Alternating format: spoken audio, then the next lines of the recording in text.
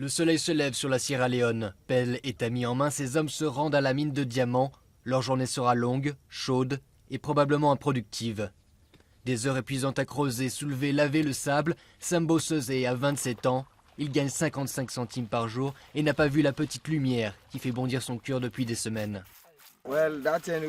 Nous trouvons des diamants parfois, mais ça fait très longtemps que je n'en ai pas vu.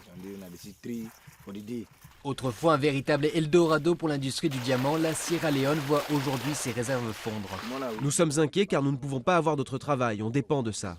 Kouadou a été au centre du terrible conflit des diamants de sang. La Sierra Leone était ravagée par la guerre civile, les rebelles avaient réduit en esclavage les habitants de la ville. Les diamants récoltés leur servaient à financer des armes achetées au Libéria voisin, lui-même dirigé à l'époque par Charles Taylor. 10 ans après la guerre, les diamants restent la seule industrie de la région qui fournit notamment le joaillier américain Tiffany. La mine s'est agrandie, il a fallu reloger les habitants du coin. Des écoles et hôpitaux ont été construits.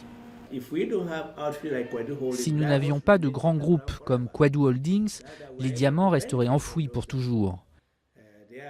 Il y a encore des problèmes qu'il faut résoudre, mais au final, je pense que c'est un plus. Une nouvelle loi oblige les compagnies minières à reverser 1% de leurs bénéfices à des projets de développement. Mais à Kouadou, où les diamants sont vendus, la pauvreté est loin d'avoir disparu. Ces communautés minières sont les plus déshéritées.